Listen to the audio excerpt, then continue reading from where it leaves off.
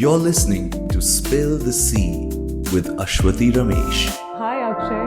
Thank Ha- you so much for coming on. mm. I know we met a few years ago while you were fundraising, and we've been in touch since. And super happy to have you on because I think Kazam is solving a key piece in the EV story of the country and beyond. Mm. So thanks for coming on. Yeah, it's a pleasure, Ashwati. As I was saying earlier as well, that you are one of the first cheerleaders for Kazam, and I would do this anytime, to be part of this and explain the story of how Kazam came all the way up to here with, Yeah, people like you helping along the way. that's amazing.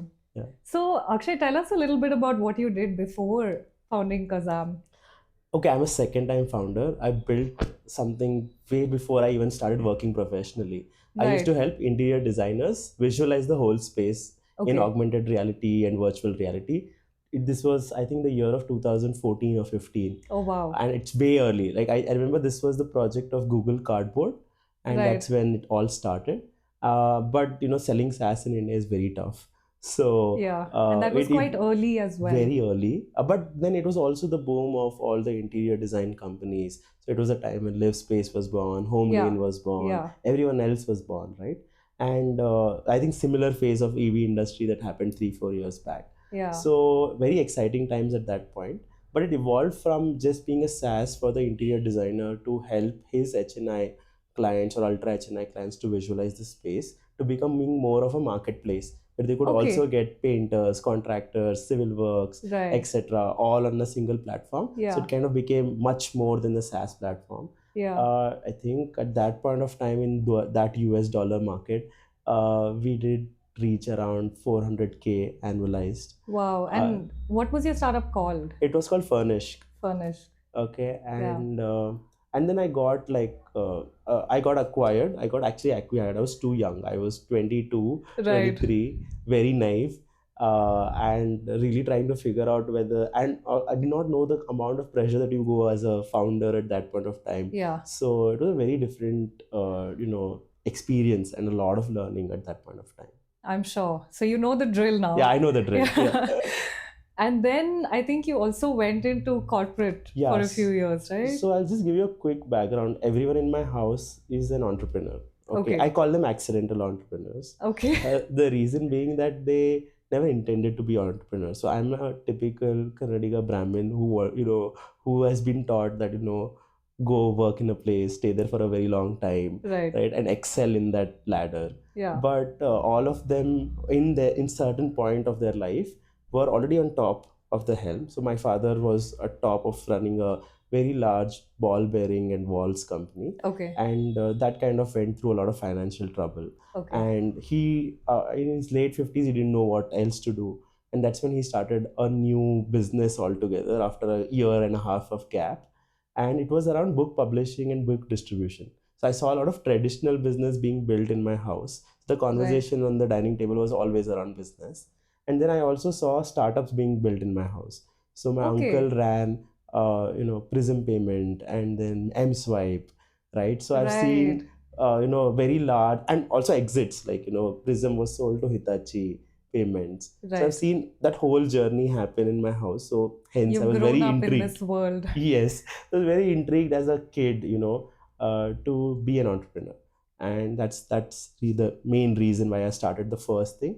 And then when I failed miserably, then everybody in my house said that you should see scale and you should really experience what happens in the world outside. And then I started working for very large organizations. I started working first with PepsiCo. Yeah. Um so I think it was the year of 2016-17. A lot of new tax reforms in India. Yeah. So was helping Pepsi set up the whole GST transformation across the country, removing warehouses, removing factories, consolidating them. Yeah. Because I like to give you an example. Just in south of India, they had three factories and warehouses which didn't make sense at all, because there was one at the border of Bangalore and Chennai, Okay. sorry, Tamil Nadu. There was one in Coimbatore, and there was also one in Palakkad. which Right. all put together are in a triangular shape and in a vicinity of 50 kilometers each.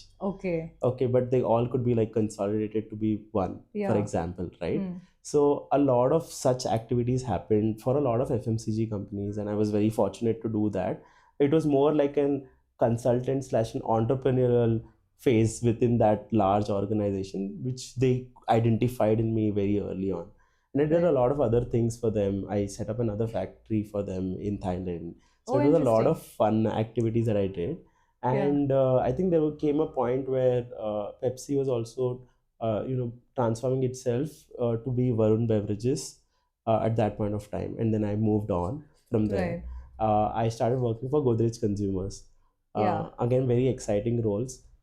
It was about the new markets that they wanted to get into, which was Africa, Middle East, and the US market. They sell hair color. That's their main set of business: hair color, soaps, etc. Yeah. But then when they went to Africa, they realized that they cannot sell hair color. They have to sell hair extensions. So from Yeah. a consumer business, they moved into a fashion business, and it was a Got very it. different learning and understanding. Yeah, absolutely. Region to region Uh, learnings are so different. And so, what made you kind of come back to the entrepreneurial journey and set up Kazam? yeah, I think I got too comfortable in Godrej. And fortunate for me, when I went to Pepsi, I met Vaibhav. Okay, Vaibhav was a management trainee, just joined Pepsi, and he Right. was tagged to me in a plant in Kerala where I was trying to do all of the other transformational businesses there. So he was very intrigued by my first venture. Okay. And he wanted to also be an entrepreneur. He was so motivated. He actually quit, the next month, and then he started building another startup in the No energy way. space. Seriously. Oh, wow. Okay. And he joined this company called Sunroof, and he was Yeah. uh, he was a product guy there. He was Okay. setting up solar rooftops, connecting these solar rooftops to the internet, etc., and helping utility companies visualize all of this data that was coming through. And I think he spent around 4 or 5 years, 3 4 years there. Okay. And I think during the end of it, when I was in Godrej, he kind of reached out to me. He was saying that the lot utility companies are shit scared about EVs coming in, and he persuaded me for a year, saying that we should work on this idea. We need to actually build a charging station that can solve for this market, and which could be digital enough that the data could be sent to utility companies for them to forecast. The Right. biggest problem that the utility company was facing is an EV would consume 3 to 10 houses worth of electricity at one go. Right. Okay, and every human being is going to come back home at 6 7 in the evening. Yeah. Okay, so 10 It times the peaks. load, it peaks like 10 times the load, plus everybody coming home at 6 7 in the evening. It's already the peak, and the peak is Yeah. going to get further up. So that is where the utility was really getting scared. I'm actually going to come back to this point, but yeah, please go ahead. So he had this idea, and it was the first time that the utility company in India was saying that I'll pay for something, which Mm. itself was a very amazing feat in itself, right? Yeah. So he said, "Yeah, kuch to karna hai, we have to do something about this." And he kept persuading me. And as an expat in the consumer goods companies, you get 1 month to come back to India if you are outside of the country, deported at a particular place. Okay. Okay. And for me, that happened to be March of 2020, Okay. 3 days before the lockdown. Right. Okay. Yeah. And I came to India, and then no matter how hard I tried, Godrej tried, or anyone else tried, it was Mm. very difficult to go back to the US. Yeah. At that point, it was crazy. Crazy, right? Yeah. So I had a lot of free time. I didn't know what to do. Mm. And I think June was my birthday, and Vaibhav again called me. Okay. And then he said that, Abhi to kuch kar le, right? Yeah. And that's when we started really thinking about this idea. And I said that, okay, let's do something. Let us at least think if this problem is big enough to solve. Mm. And let's start a YouTube channel to figure out if people are even interested in EVs. Are EVs really a big problem? Yeah. Right? Because in 2020 we did not know whether EV adoption is going to happen. And I think the first set of questions I also got from all investors were, is EV really going to happen? Mm. So that is what we wanted to kind of solve for. We started a YouTube channel. That's how Kazam started. It was called Electric Vehicle News in Right. Hindi and English. And we were doing a lot of these reviews of two-wheelers, three-wheelers, and even four-wheeler owners. And In India. in India, because it was COVID, so we had to kind Yeah, of of find course. people on the, do a lot of hustling just to get people who had EVs. Yeah. So we did that, and we took interviews Did of them. did many people even have? That must have No, been. yeah, it was tough to It get was people. tough, yeah. In 2020. Correct. Yeah. So we used to go to the dealer and then ask him to, tell us at least two guys who have bought vehicles, Right. and then finally reach out to them and do something about it. So some of the videos actually went very viral. I would say viral, because they hit around 15-20,000 views in a week's time, Nice. right? So we realized, okay, people are interested at least to know about EVs, especially the 2-3 wheeler ones were like, going crazy. Yeah. But what we realized importantly on the YouTube channel is that India is a very unique market, especially as compared to its Western counterparts. We realized a couple of things. One was that there was a lot of interest on 2-3 wheelers, and also the population of this market in the 2-3 wheeler space was very high. If you look at India's vehicle density, 85 to 90% would be 2-3 wheelers, Yeah. and that amounts to around 300 million. That's almost the population of the United States, right? Yeah. So we knew that we had to solve for this market. It's the biggest market to solve for. Second, we realized that all the top brands in this market of 2-3 wheelers are majorly Indians. 80% of them.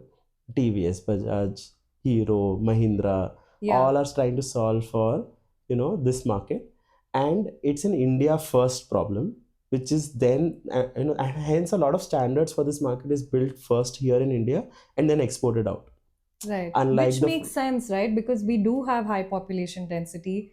We don't have that much space. So it's not like everyone on the road can have a big vehicle.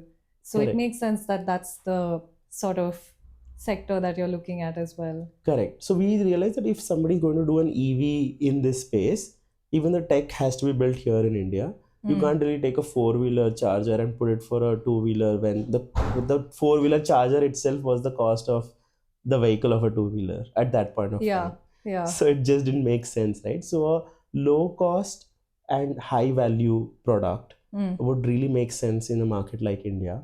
And then we got our hands dirty. Though we wanted to build software for the grid company, we Yeah. realized that there is no hardware for the charging station in itself to Yeah. connect all of this on the background. So we built India's first agnostic 2-3 wheeler charging station, which could charge any brand. Right. Right. So that was the first step for us. So I think by November is when we really realized that this is a market that we can get into, and we quit our jobs and we started building. So yeah, That's how it started. that's how it started. Amazing. So maybe now is a good time to kind of tell us what exactly Kazam does.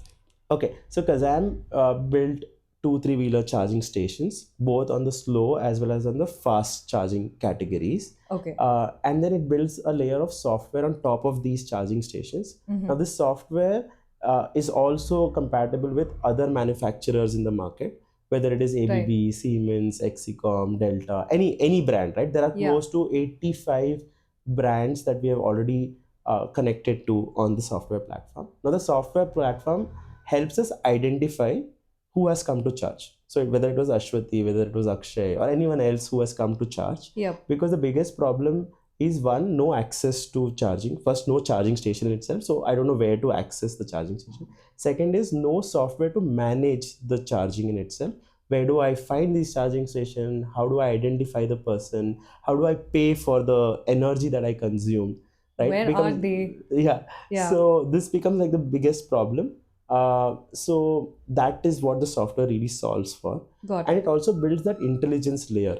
It builds that intelligence layer where you collect this information to build better infrastructure for the future, because the battery technology is changing, the vehicle is changing, people want to do much more faster charging than what it is today. So we need to have data to actually build around it. So the third layer is do more with energy, and that is what we're really focusing on building right now. Got it.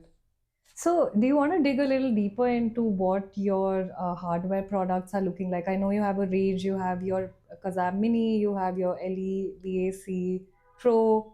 So yeah, please, if you could share some more. So charging happens, I think, in three forms. Okay, one is home, which is your house, and if you have a personal garage, you could be living in a apartment building, but you still have a personal garage available with Yep. you in most cases, except I think Mumbai. So so that is your home charger, and typically Kazam Mini is best suited for it. It gets bundled with most of the vehicle OEMs, especially in the three-wheeler category. Right now it gets bundled 1:1 with every three-wheeler that you buy. Yeah. Bundling means that you get, when you buy a laptop and you get a charger along with it, Yeah. on a similar cases you will get So the vehicle comes with it when you. yes. So Yeah. when you buy a vehicle, the vehicle comes with a charging station along with it. So it gets installed in your garage, and then you can use it to charge a vehicle at any given point of time. So it is 1:1. It's one vehicle and one charge point And in this case, you're working directly with the OEMs. with the OEMs, Okay. right? And they would bundle along Sure. with it. The second category is community charge points.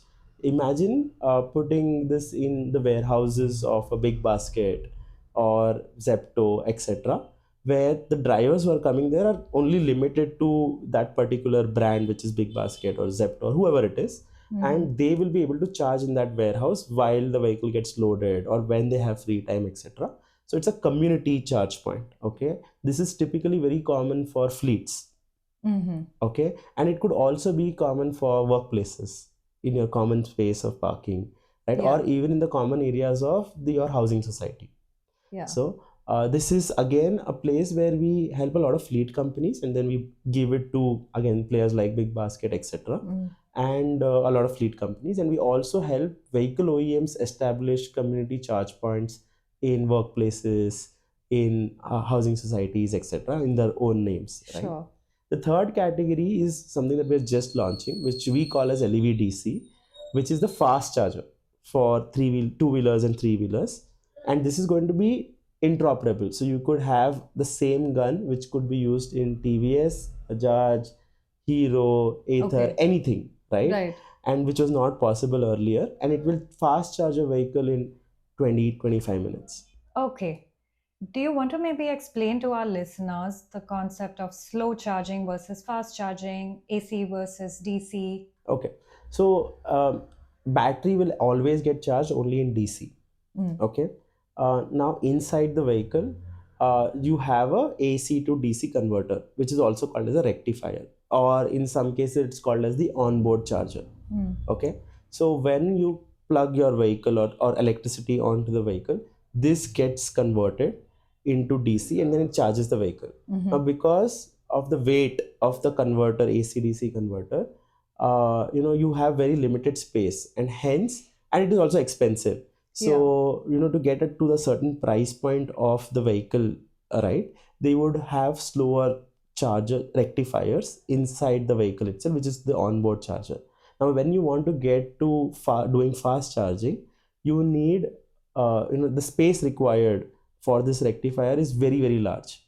So you can't carry it along with you all the time, and hence you set it up separately, which will already convert AC charging from the utility Right. directly on the charging station and give raw fast power to your vehicle.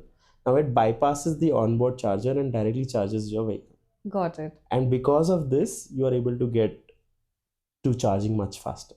Right. Obviously, a lot of things happen in the background where the battery has to be compatible, and you need to know what are the thermals of the battery, etc. But from a charging business point of view, this is what happens. Got it. And maybe a little bit more on the different chargers that you do provide. What are the power levels like across these that you mentioned, and who are the compatible EV segments for these chargers? So AC Mini, Kazam Mini, which is the home charge point, is a 3.3 kilowatt charger. And this is again compatible for two-wheelers and three-wheelers. The community charge point is also a mix. So there could be almost 75% of slow charge point, which is again at 3.3 kilowatt. And then there is the fast charge point, which could range from 6 to 10 kilowatt.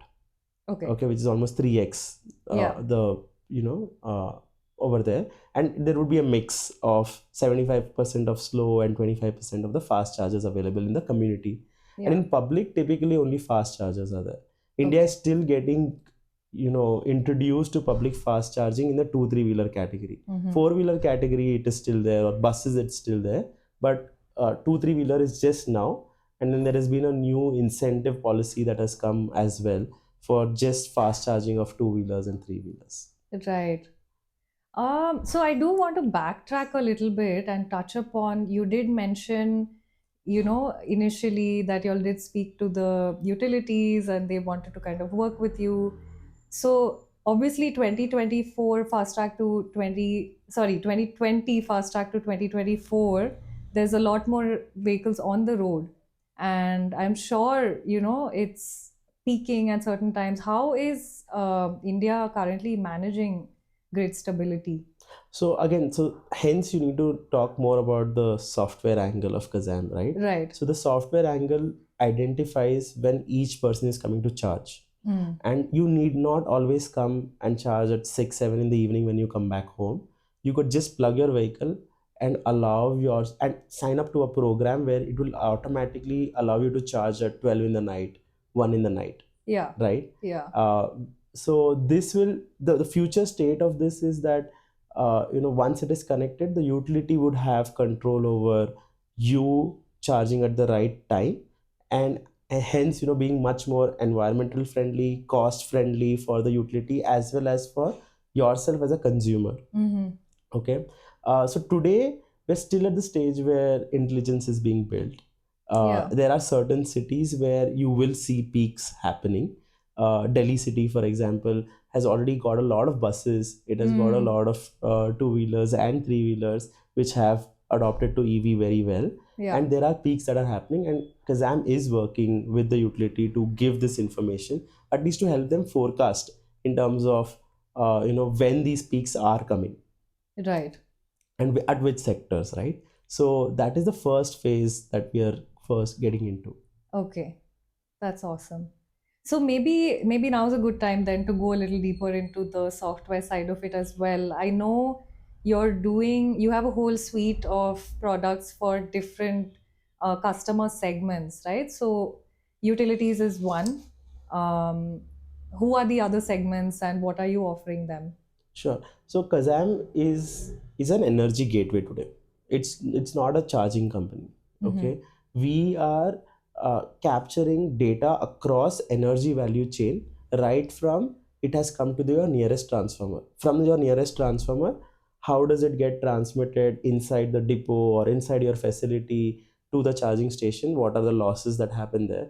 How is the charger able to dispense energy to the vehicle, and is the vehicle consuming it better, etc. So Yeah. there become these three nodal points. One is the grid side, one is the charging station side, and the third is the vehicle side. Yeah. Okay.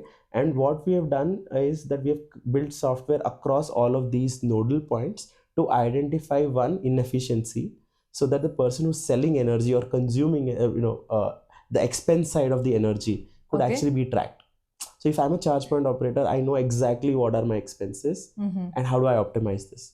Now Right. there are multiple ways to do this. You could trade energy and get energy at a cheaper cost from open access.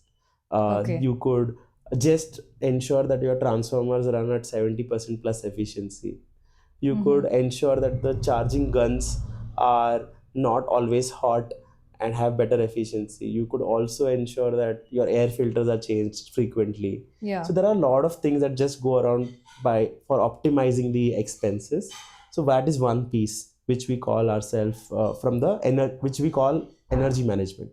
Okay. Okay. And you could have multiple mix of energy also. You could have a solar energy, you could have the normal utility, you could also have a diesel generator for that matter of fact, Yeah. right, in charging your vehicle. So we can identify and tell you exactly how much cost has gone in charging a vehicle. The second piece is for the charging station. How do I know that this asset is not having downtime?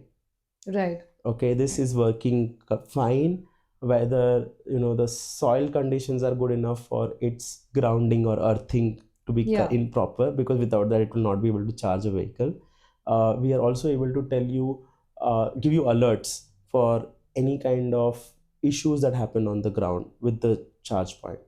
We're also able to give tariff platforms for you, in the sense that you want to sell energy at a higher price during peak hours, for example, or if you want to have charge somebody who's just standing on your parking spot and Mhm. not allowing another user to come and start charging there, which we call as hogging fees. Okay. Okay, so we have a lot of these modules available for the charge point operator in itself, who owns these charging station as an asset, which we call as the CMS, the charging management software. Yeah. And then the third software piece is on the vehicle side, where we tell that, hey, when do I have to go and charge? Is there a charger on the way available to me? Mhm. Is my battery health getting degraded? What is the state of health of my battery, etc.? So all of this information is what we give from the vehicle standpoint of view, and we call it as a vehicle life cycle management software. Yeah. So this is the third piece of it. And when we unify all of this together, you have this platform which is telling you right from energy being produced all the way till consumption and how it was used. And that allows us to create a lot more intelligence around it. And Right. that we call as the unified platform, Mhm. unified energy platform. Got it.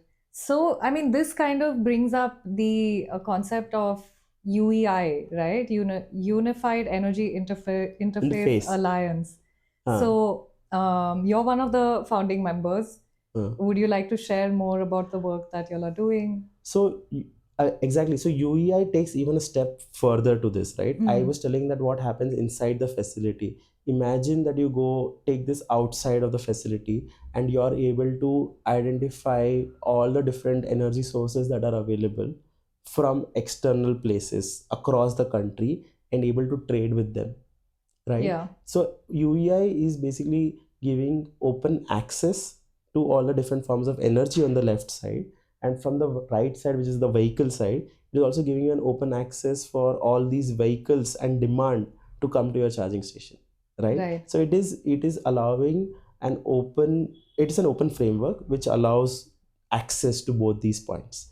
And the idea of UEI is very simple, that we want to create very similar to what UPI did in the payment industry. Yeah. We want to democratize this completely, the energy platform in itself, and we want every individual person to be able to trade or buy energy. So every consumer is now going to be a prosumer.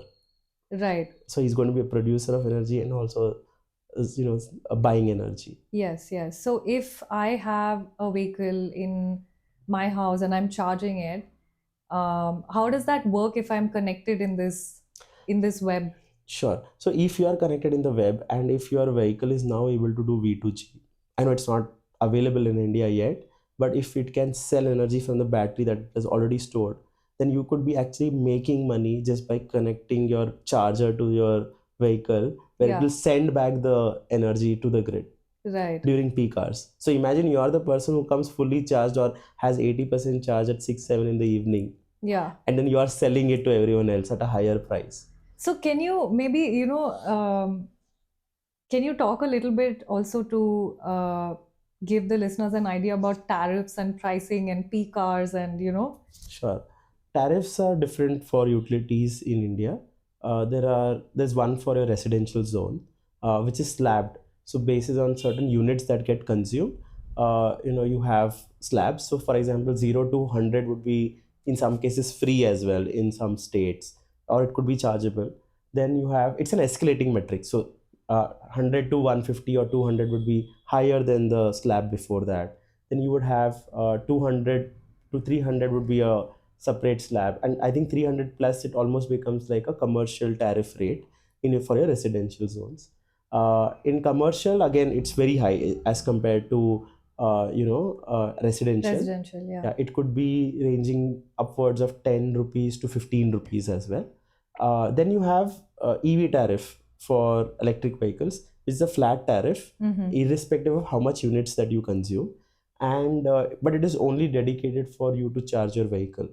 Okay, and it is subsidized by the government, so it ranges between 4 rupees to 6 rupees depending on which state you are in. Right. Yeah. But what is happening, because of the pressure that the utility companies are now undergoing with respect to their expenses, their revenues and profitability. uh, and it is also very seasonal during the day, right? So there are peak hours and there are non-peak hours. The utility companies have started introducing time of day. Okay. What do I mean by time of day? Time of day is charging you a special rate or an extra rate during peak hours if you consume electricity. If you don't consume electricity during those hours, then it's okay. And if Right. you consume during the non-peak hours, it could also be actually cheaper than the tariff that is already applicable to you. Yeah. So you end up saving money. Mm-hmm. So again, players like us who are digitizing this whole layer, Yeah. you could take benefit of all of this just by signing up and having this AI on the background to manage all of these algorithms for you. So what about UEI versus OCPP? Yeah. So OCPP is a standard that was built in the Europe. It was majorly again four-wheeler for specific. The parameters and the variables that were defined on it are also very interestingly towards the four-wheeler category. The UEI in itself is an Indian phenomenon, and we want to kind of localize UEI for Indian users, two-wheelers, three-wheelers, four-wheelers, and buses. Right. And at the same time, it is not just limited to charging. Otherwise, it would have been called as UCI, which is Okay.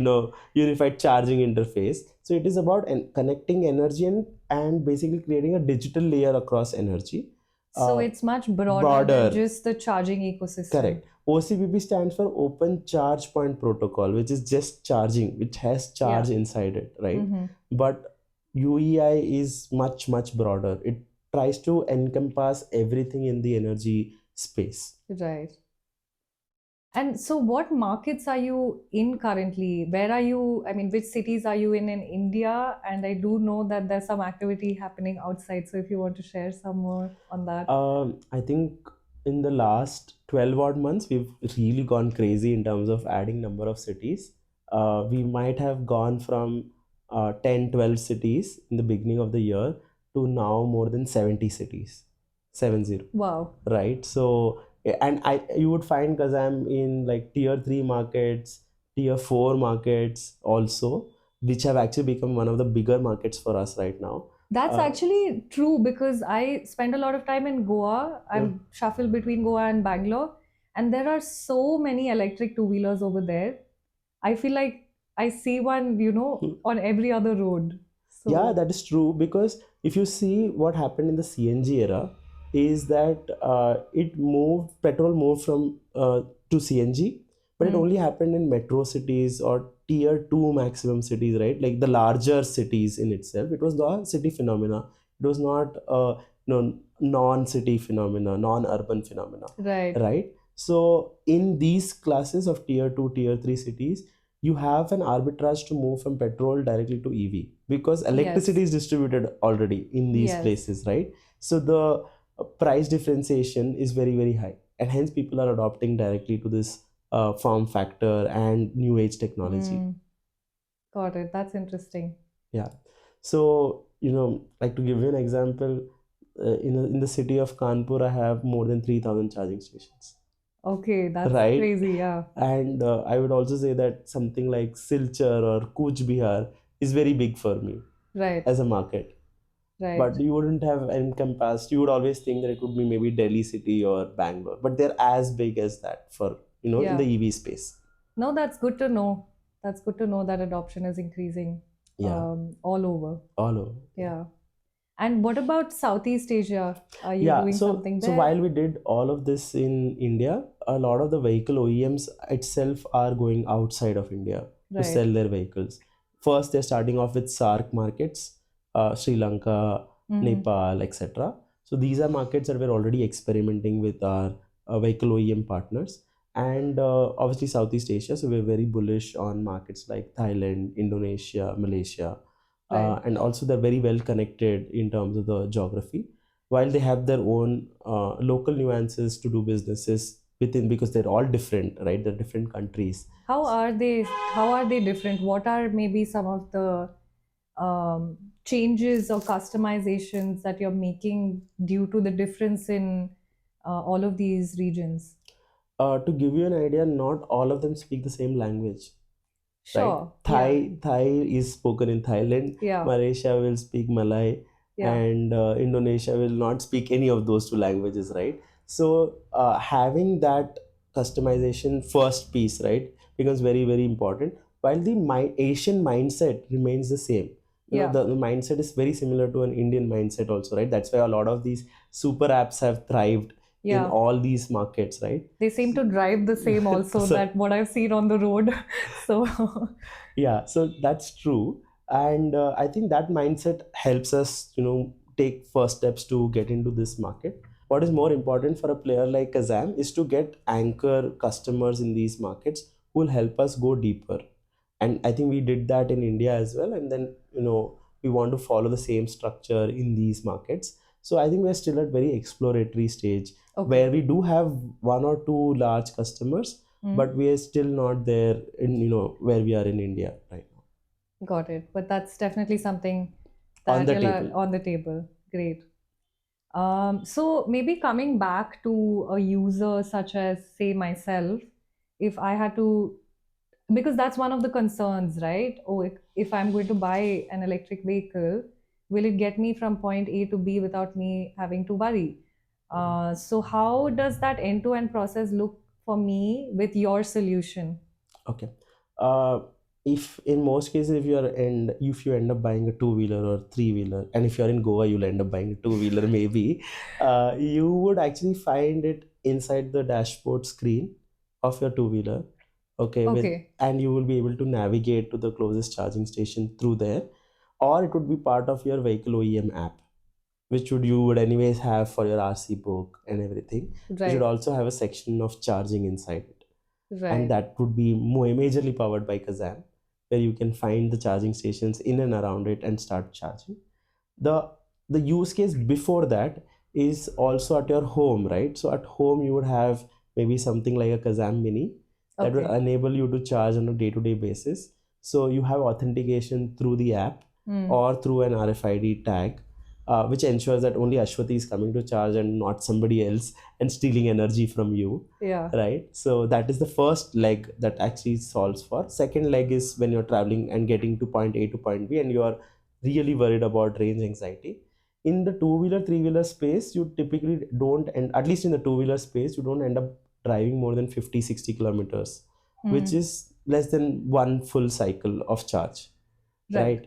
So that's more than enough. So 80% of the time you'll end up charging at home, Hmm. and there would be hardly, few cases where you'd end up charging outside for a consumer like you. But Yeah. then there are obviously fleet guys who would end up doing a lot more kilometers than what you do, Absolutely.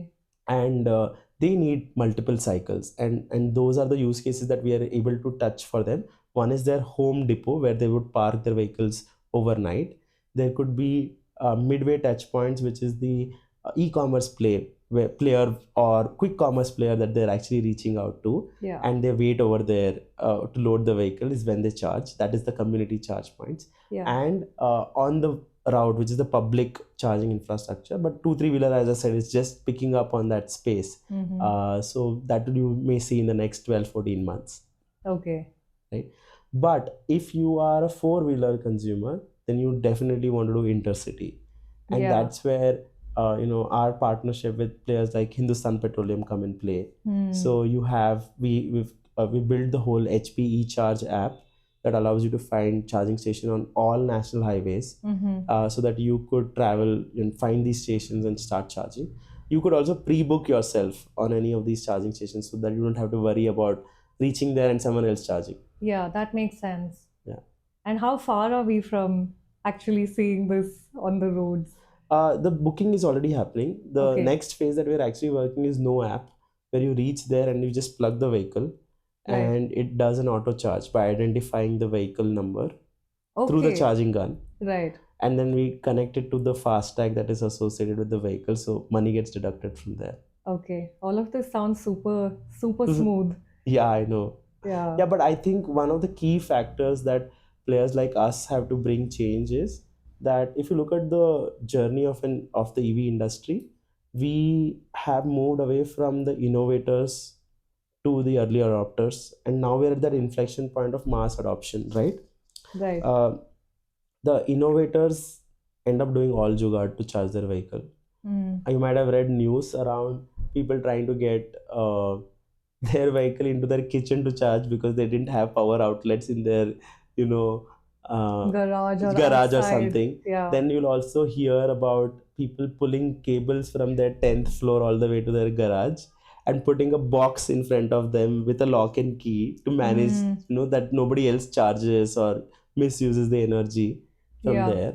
So those were what innovators did, right? But the mass adopters are not going to end up doing all of these things, right? Yeah. So we need to get ready for that phase.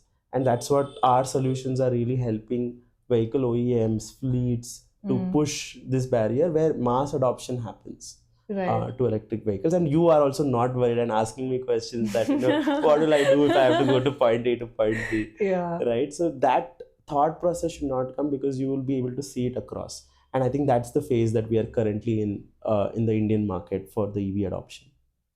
Right. If I have to find like petrol bunks right now, right? I can find it on Google Maps.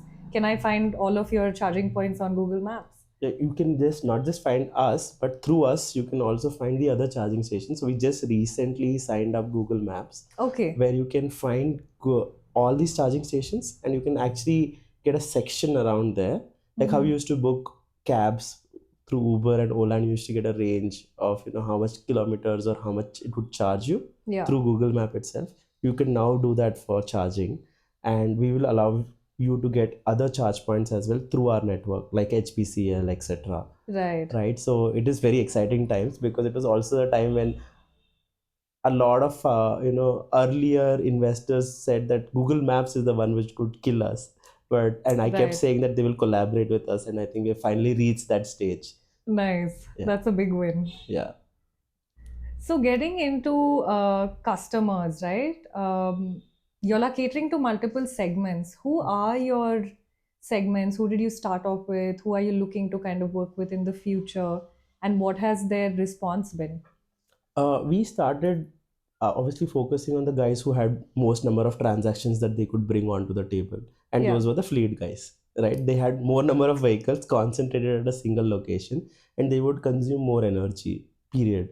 So we focused on getting all these fleet customers onboarded. Our first customer was Lightning Logistics, and Okay. from there we grew to almost 20-25 fleet companies who are doing 2 and 3 wheeler for deliveries of e-commerce.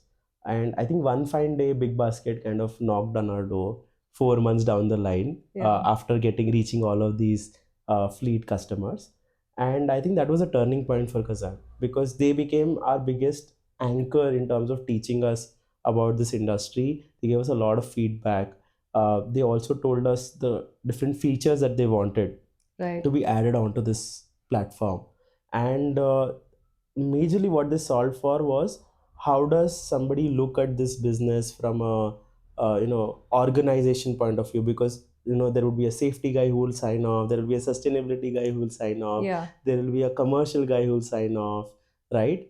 Is it an additional place of business, etc.? So many nuances, right? Yeah. Around just setting up a charging station in your place. And that gave a lot of confidence to the other quick commerce guys and e-commerce guys to get onboarded, because Yeah. it kind of laid the foundation Mm-hmm. for it, right?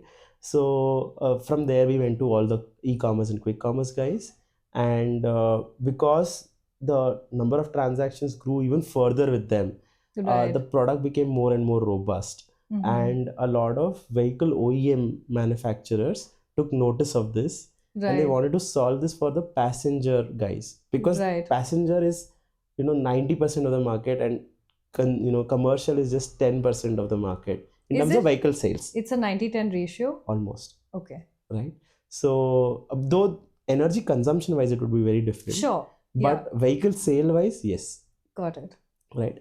80-20 or 90-10, I'm not quite sure. You may have to Yeah, like sure. look at Ballpark. ballpark Yeah. is that. So vehicle OEMs were very interested to get this going, and they wanted a solution that could actually be a mark of their brand Mhm. and not really put them in trouble. And Yeah. this was something that was very proven with the kind of transactions that we were doing. Yeah. So they quickly did a lot of tests. Obviously, it was a 6 to 9 month journey to get the product validated, tested, Yeah. and so on and so forth. But it finally went out with players like Bajaj, Ather, and then they put out the, laid the foundation in the two-wheeler and the three-wheeler category, respectively. And then Right. it went on to the other folks. So today, hence we started working with almost everyone in the OEM space Yeah. very, very quickly. So they solved for the home charging bundle, which if you have to recall the three things, Yeah. they solved for the home charging piece. Fleets solved for the community charging piece, Yeah. and now we had to solve for the public, right? And vehicle OEMs were, anyways, all my customers. So we started working on the public fast charging alongside with them. So Right. now we are solving for the public side. That's amazing. The growth has been amazing. And I think I also recently saw a post that you put up Hmm. uh, of the numbers Hmm. from 4 years ago, since when you founded Kazam and where you are today. Yeah, we just did 4 years this week, right? So Congratulations. thank you. And it's been a journey of obviously a lot of ups and a Yeah. lot of downs. So it Yeah. is like extremes. But I think I'm super proud of what the team has achieved. In 4 years, we've gone to a phase which I because I did the math very recently. Yeah. We are doing now roughly around 30 million kilometers per month of fueling, right? So that's almost like 750 times going around the earth. Wow. Right, that per month, right? I'm not talking of till date, I'm just saying for the month I'm doing that much. So you can imagine that the impact that it is creating. And once you translate that to say carbon dioxide saved, it's Yeah. almost like saying taking 1,000 acre land and planting trees on it, Mm-hmm. and the amount of CO2 that they would save for the month Right. is what is happening. So you every month we are adding 1,000 more acres of Right. trees that are being there. And if you also want to translate that into energy, then it is as much energy 100 villages will power themselves for the month, Yeah. The right? numbers are wild. So it's just going crazy. I know Yeah. we started very small, but the amount of energy that we're able to manage now is what is really exciting us also. And I think we are really want to disrupt and define the new energy for the country. Amazing. No, super excited for you guys and to see what's coming. Maybe kind of segueing into the infra needed, right? It's not just you. There's a lot of collaboration required. There's infra upgrades that may need to be done. What are your kind of thoughts on this? Because you've been working on ground, you've been working with the discoms. So who are these partners? What's the upgrades looking like? What's the infra still needed to make all of this work? I think the first piece is obviously digitization of even applying for a new energy meter. If I want a new connection in electricity, Mm-hmm. at least I want to get rid of the red tape. I want to know the steps where I am and where I'm Yeah. stuck at. That is the first step of at least knowing where my application is stuck Mm-hmm. in terms of the process, right? That is something which I think everybody understands in the industry and is working towards, right? Okay. Removing all of this red tape around it. Second is obviously helping the utility company to become more profitable, because they are the new energy that is actually they are producing and distributing it to all of us. Yeah. And if they are not making money in between, then I don't think this whole industry will make sense, right? So we want to be one of the first guys who can help them find avenues to make more Mm-hmm. money out of this, right? So that is something that we are working towards.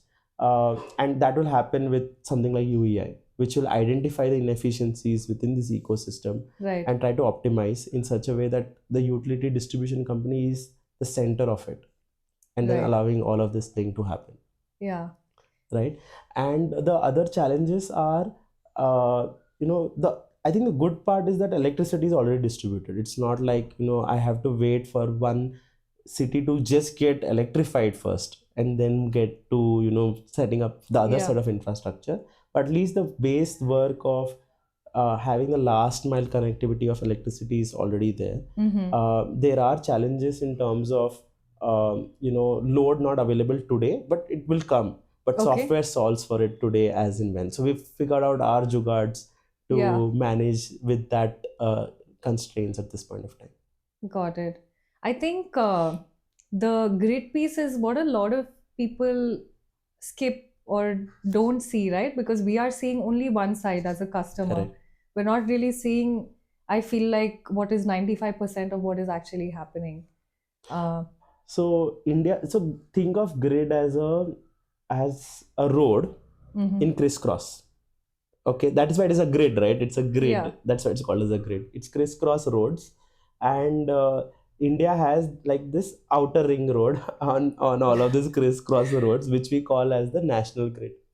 Right. Okay, so the national grid like covers it and has that outer ring road, and then when electricity is produced by anybody, it goes first to the outer ring road, and then it go or the national grid, Yeah. and it goes around it, and then wherever you want to consume, whichever distribution company has done, then it switches, and then it. So if, for example, if you have produced something in Mangalore, Mhm. okay, and you want to take it to Bangalore, so you'll first put it to the national grid, and then you will take the route towards Bangalore to Bescom, and then it will distribute it to you.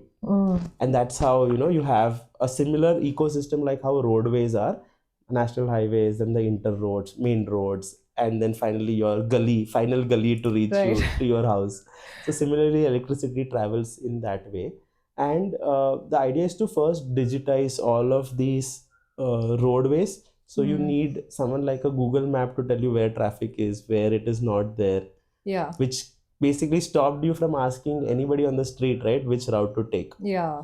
from point A to point B. It also allowed, urban planners to know which more roads to build, for example. Yeah. Right.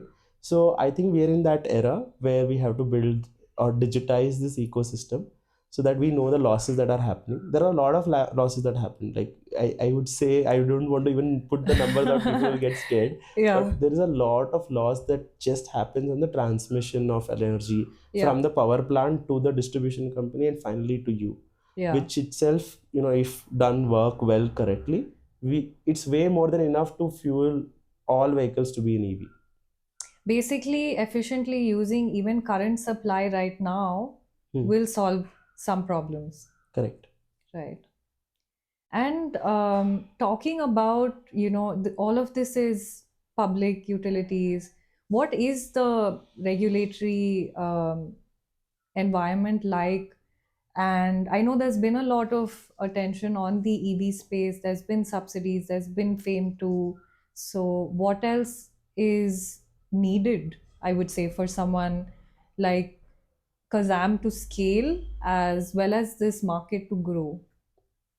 I think so. If you want to change on the utility side something and create digitization, then there has to be a sudden pull of energy which will actually create that disturbance that everybody gets active very very fast.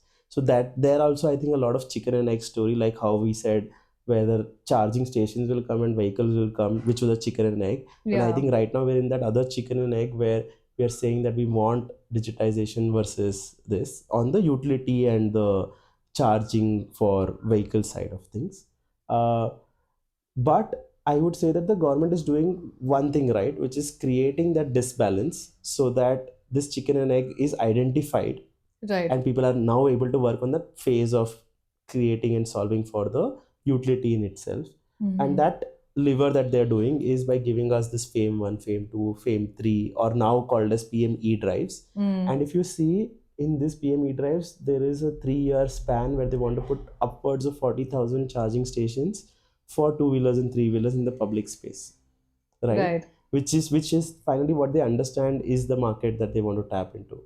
They also understand that buses is a very key play where it's getting disrupted and getting into EV very very fast. Yeah. And one bus is equivalent to almost 100 two-wheelers put together charging, right? So Yes. that's how much energy that it takes.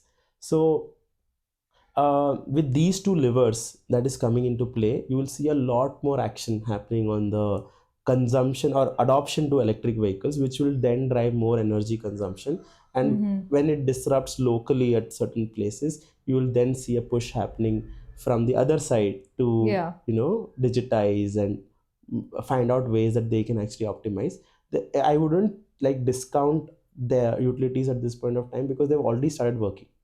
Right. We started working because the utility told us that Yeah. they're scared.